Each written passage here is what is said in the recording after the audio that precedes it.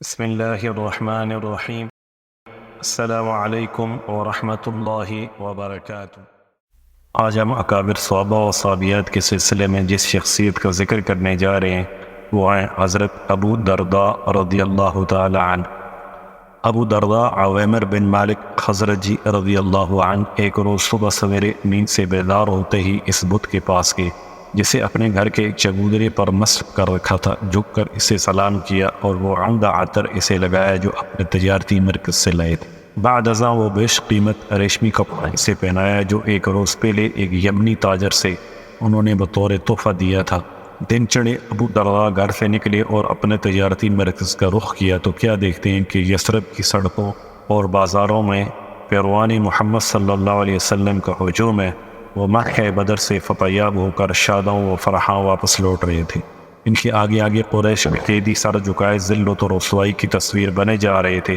ابو درداء رضی اللہ عنہ یہ تعجب خیز منظر دیکھ کر ایک طرف ہو گئے۔ اچانک ان کی نظر ایک خزرجی نوجوان پر پڑی تو اس سے حضرت عبداللہ بن رواحہ رضی اللہ عنہ کے متعلق دریافت کیا۔ خزری نوجوان نے انہیں بتایا وہ مارکہ بدر میں شریک ہوئے تھے اور وہاں سے فتح و نصرت کی خوشیاں اپنے دامن میں سمیٹے ہوئے واپس لوٹ آئے ہیں۔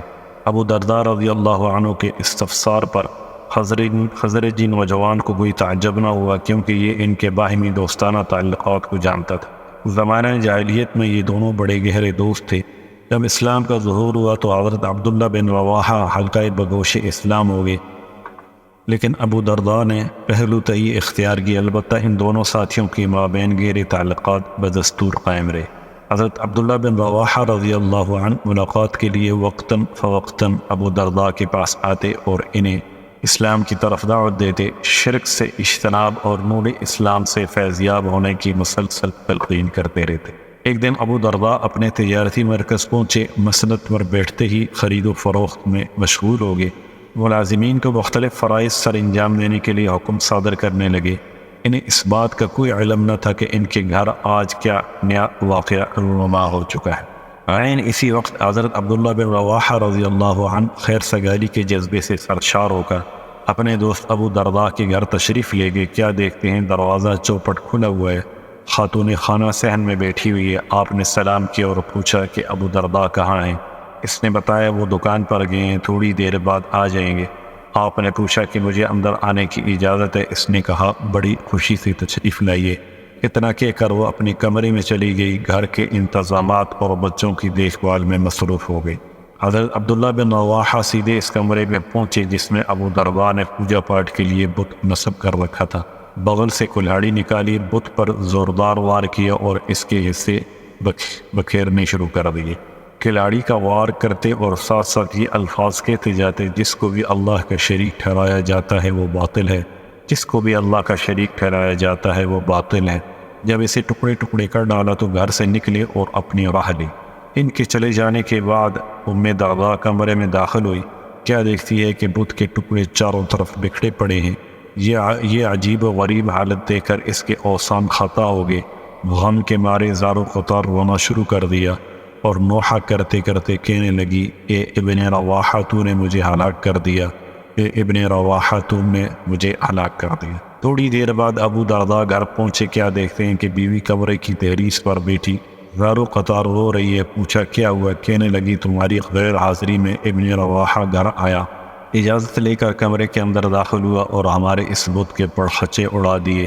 ذرا اندر جا کر تو دیکھو اس نے کس قدر ظلم ڈھایا۔ ہائے ہماری دنیا لٹ گئی، میں نے کیوں اسے اندر جانے دیا؟ ہائے ہم تو ہلاک ہو گئے، اب ہمارا کیا ہوگا؟ ابو درداء نے دیکھا کہ بت کو ریزہ ریزہ کر دیا گیا ہے اور اس کے ٹکڑے چاروں طرف بکھرے پڑے ہیں۔ یہ حالت دیکھ کر وہ آگ بگولا ہو گیا۔ عبداللہ بن رواحہ سے انتقام لینے کا مصمم ارادہ کر لیا، لیکن تھوڑی دیر بعد جب غصہ جاتا رہا اس حادثے پر ٹھنڈے دل سے غور کرنے لگا۔ اس کے دل میں اچانک یہ خیال آیا کہ اگر اس بت میں کوئی خوبی ہوتی تو آج یہ ضرور اپنا دفاع کرتا، اور ہم کس قدر بے شعور ہیں کہ جو اپنے نفع نقصان کا مالک نہیں ہم اس کی پوجا پاٹ کرتے ہیں۔ اس خیال کا آنا تھا کہ دل کی دنیا بدل گئی۔ فوراً عبداللہ بن رواحہ کے پاس پہنچے اور انہیں اپنے امراء لے کر رسول اقدس صلی اللہ علیہ وسلم کے حضرت میں حاضر ہوئے اور مشرف با اسلام ہونے کا اعلان کر دیا۔ یہ اپنے محلے میں اسلام قبول کرنے کے اعتبار سے سب سے آخری خوش قسمت انسان تھے۔ حضرت ابو درداء رضی اللہ عنہ رسول اکرم صلی اللہ علیہ وسلم کے چہرہ انور کو دیکھتے ہی کلمہ طیبہ پڑھتے ہوئے دائرہ اسلام میں داخل ہو گئے اور آفتاب رسالت کی جلوہ نمائیوں سے دل کی تاریکیاں چھٹ گئیں۔ دل کی دنیا بدل جانے کے بعد انہیں اپنے سابقہ زندگی پر شدت سے ندامت محسوس ہونے لگی۔ انہیں اس بات کا شدید احساس ہوا کہ اس کے ساتھی دینی احکامات اور قرآنی تعلیمات میں مجھ سے بہت آگے بڑھ چکے ہیں، اور انہوں نے اپنا نامہ اعمال میں نیکیوں کا بیش بہا خزانہ جمع کر انہوں نے اپنی اس کمی کو پورا کرنے کے لیے انتھک محنت کا پختہ ارادہ کر لیا، اور آپ نے علم و تقوی کے حصول کے لیے دن رات ایک کر دیے، اور اس میدان میں بڑھ جانے والے قافلے کو بہت جلد ہی جا ملی۔ پوری یکسوئی کے ساتھ عبادت میں مصروف ہو گیا اور علم کی طرف اس طرح لپکے جیسے کوئی پیاسا پانی کے چشمے کی طرف لپکتا ہے۔ پوری توجہ سے قرآنی آیات کو زبانی یاد اور ان پر غور و تدبر کرنے لگے۔ آپ نے جب یہ محسوس کیا کہ تجارتی مصروفیات عبادت کی لذت پر اثر انداز ہو رہی ہیں اور علمی مجالس میں بہت بڑی رکاوٹ بن رہی ہیں، تو بغیر کسی تردد کے تجارت کو خیر آباد کہہ دیا، عبادت گزاری اور حصول علم کے لیے ہمتاً مصروف ہو گئے۔ ایک شخص نے پوچھا کہ آپ نے تجارت کیوں ترک کر دی؟ انہوں نے جواب دیا کہ میں رسول اقدس صلی اللہ علیہ وسلم کی رفاقت سے پہلے ایک مصروف تاجر تھا۔ جب اسلام قبول کیا تو میں نے عبادت اور تجارت کو ساتھ ساتھ چلانے کی کوشش کی، لیکن میں اس مقصد میں کامیاب نہ ہو سکا، لہٰذا میں نے تجارت کو ترک کر دیا اور عبادت میں ہمتاً مصروف ہو گیا۔ مجھے قسم ہے اس ذات کی جس کے قبضے میں میری جان ہے، اب تو مجھے یہ بھی پسند نہیں کہ مسجد کے دروازے پر میری دکان ہو اور باجماعت میری کوئی نماز بھی فوت ہو اور میں خرید و فروخت کروں، اور ہر روز مجھے 300 دینار نفع ہو۔ مجھے اب اس تجارت سے کوئی دلچسپی نہیں۔ پھر آپ نے دریافت کرنے والی کی طرف دیکھ کر ارشاد فرمایا، سنو، میرے اس بیان کا یہ مطلب ہرگز نہیں کہ اللہ تعالیٰ خرید و فروخت کو حرام قرار دے دیا ہے۔ میں تو اب صرف یہ چاہتا ہوں کہ میں ان لوگوں میں سے ہو جاؤں جن کو تجارت اور خرید و فروخت ذکر الہی سے غافل نہیں کرتی۔ حضرت ابو درداء رضی اللہ عنہ نے صرف تجارت کو ہی ترک نہیں کیا، بلکہ ہر قسم کی زیب و زینت سے بھی مکمل طور پر بے رخی اختیار کر لی، اور صرف اتنے ہی کھانے پر اکتفا کرنے لگے جس سے ان کی کمر سیدھی رہ سکے، اور کھردرا کپڑا صرف اتنی مقدار میں پہننے کے لیے منتخب کیا جس سے صرف جسم ڈھانپ سکے۔ ایک سخت ٹھنڈی رات میں چند احباب آپ کے ہاں مہمان ٹھہرے۔ آپ نے ان کی خدمت میں گرم کھانا پیش کیا، لیکن کوئی بستر مہیا نہ کیا۔ جب سونے کا وقت ہوا تو مہمان آپس میں ایک دوسرے سے مشورہ کرنے لگے۔ ایک نے کہا، میں نے ان سے بات کرتا ہوں۔ دوسرا کہنے لگا، چھوڑ دیجئے، رہنے دیجئے۔ لیکن اس نے بات نہ مانی اور ابو درداء کے کمرے کے دروازے پر جا کھڑا ہوا۔ کیا دیکھتا ہے کہ ابو درداء لیٹے ہوئے ہیں اور ان کی بیوی پاس بیٹھی ہوئی ہے، صرف ایک ہلکی سی چادر اوڑھ رکھی ہے جو نہ سردی روک سکتی ہے اور نہ گرمی۔ اس نے ابو درداء سے پوچھا، کیا آپ کے پاس کوئی لحاف ہے؟ آپ کا گھریلو سامان کہاں ہے؟ آپ نے فرمایا، ہمارا اصل گھر ایک دوسری جگہ پر واقع ہے۔ جو بھی سامان ہمیں دستیاب ہوتا ہے ہم فوراً اسے اس گھر کی طرف روانہ کر دیتے ہیں۔ اگر آج اس گھر میں ہمارے پاس کچھ ہوتا تو ضرور آپ کی خدمت میں پیش کر دیتے۔ ہمارے اس گھر کے راستے میں ایک دشوار گزار گھاٹی حائل ہے، اسے عبور کرنے کے لیے ہلکا پھلکا راہی بھاری بھرکم مسافر سے کہیں بہتر رہتا ہے۔ ہم نے سوچا کہ اپنا بوجھ ہلکا کر دیں تاکہ آسانی سے اس دشوار گزار گھاٹی کو عبور کر سکیں۔ پھر آپ نے دریافت کیا، کیا تم میری بات سمجھ گئے ہو؟ اس نے جواب دیا، ہاں، میں بالکل آپ کی بات اچھی طرح سمجھ گیا ہوں۔ اللہ تعالیٰ آپ کا حامی و ناصر ہو۔ حضرت عمر بن خطاب رضی اللہ عنہ اپنے دور خلافت میں ارادہ کیا کہ حضرت ابو درداء کو شام کا گورنر مقرر کر دیا جائے۔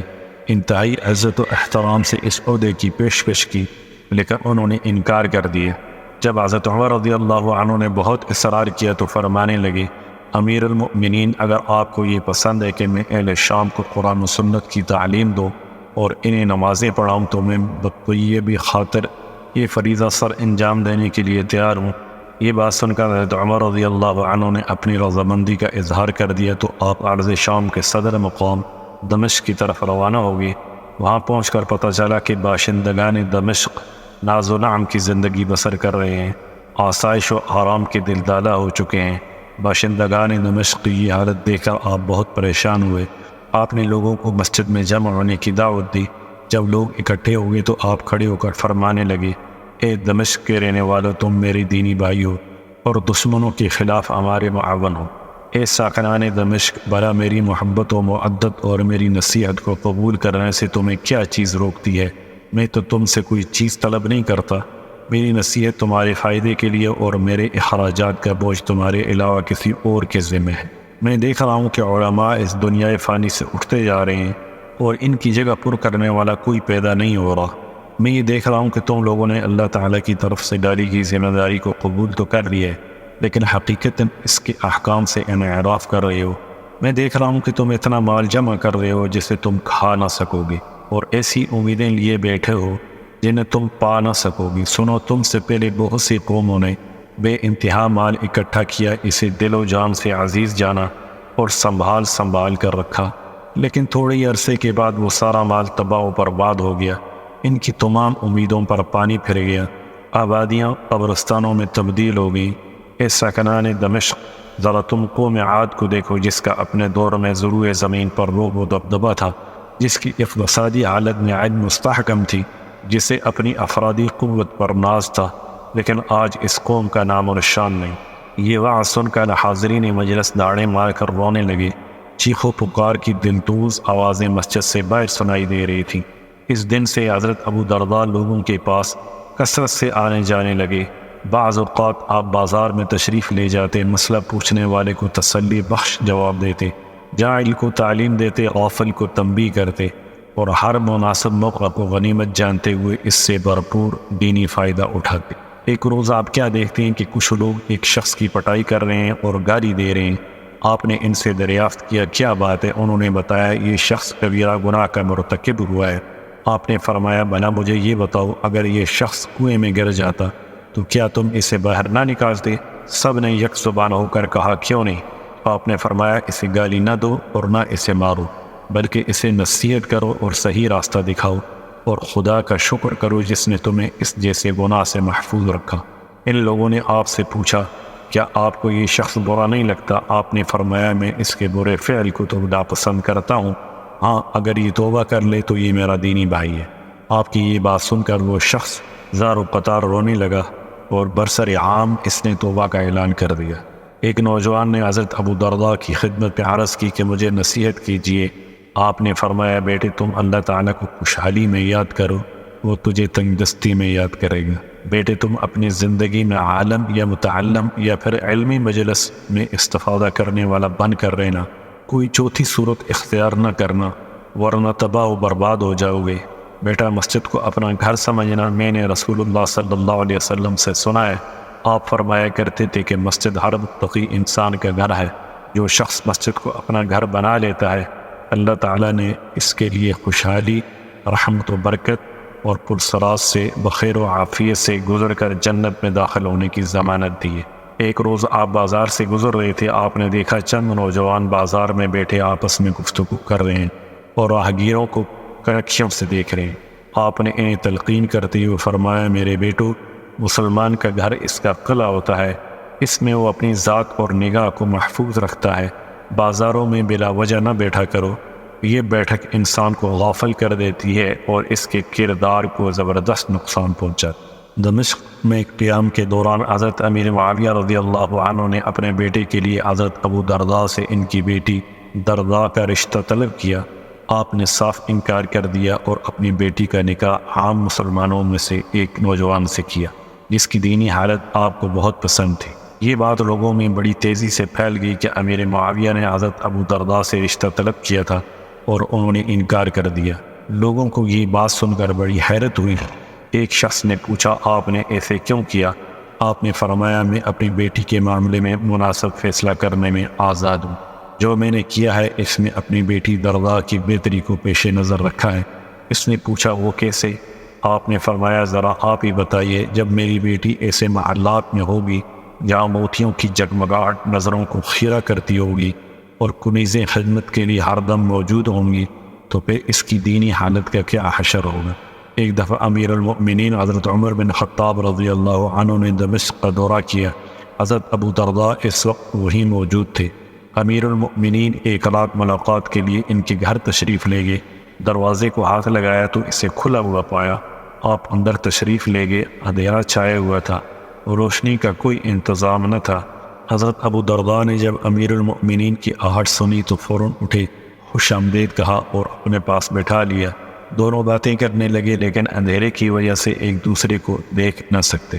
حضرت عمر رضی اللہ عنہ نے تکیے کو ہاتھ لگایا تو وہ سواری کا پالان تھا، بستر ٹٹولا تو وہاں کنکریاں بچھی ہوئی تھیں، چادر کو ہاتھ لگایا تو وہ اتنی باریک تھی کہ دمشق کی سردی کو قطعاً روک نہ سکتی۔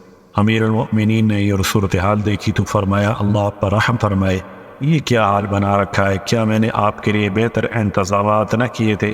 ابو درداء نے جواب دیا، امیر المؤمنین، کیا آپ کو وہ حدیث یاد ہے جو ایک موقع پر رسول اللہ صلی اللہ علیہ وسلم نے ہمیں بتائی تھی؟ آپ نے پوچھا، وہ کون سی؟ آپ نے فرمایا، کیا رسول اکرم صلی اللہ علیہ وسلم نے یہ نہیں فرمایا تھا کہ تمہارے پاس دنیا کا صرف اتنا مال ہونا چاہیے جتنا مسافر کے پاس زادِ راہ ہوتا ہے؟ حضرت عمر رضی اللہ عنہ نے فرمایا، ہاں۔ آپ نے فرمایا، اے امیر المؤمنین، اس کے بعد ہم نے کیا کیا؟ حضرت عمر رضی اللہ عنہ نے یہ بات سن کر زار و قطار رونا شروع کر دیا، اور آپ کے ساتھ حضرت ابو درداء رضی اللہ عنہ بھی رونے لگے۔ دونوں عظیم الشان صحابی ساری رات روتے رہے، یہاں تک کہ صبح ہوئی۔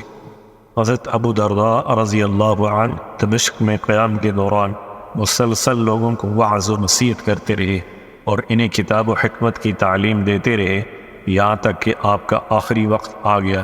جب آپ مرض الموت میں مبتلا ہوئے تو آپ کے ساتھی پوچھنے لگے، ابو درداء، آپ کو کیا شکوہ ہے؟ فرمایا، اپنے گناہوں کا۔ انہوں نے پوچھا، آپ کیا چاہتے؟ فرمایا، اپنے رب سے معافی۔ پھر آپ نے اپنے ارد گرد بیٹھنے والوں کو کہا، میرے پاس لا الہ الا اللہ محمد رسول اللہ کا ورد کرو۔ آپ بھی لگاتار کلمہ طیبہ کا ورد کرتے رہے، یہاں تک کہ آپ کی پاکیزہ روح قفص عنصری سے پرواز کر گئی۔ ان للہ و انا الیہ راجعون۔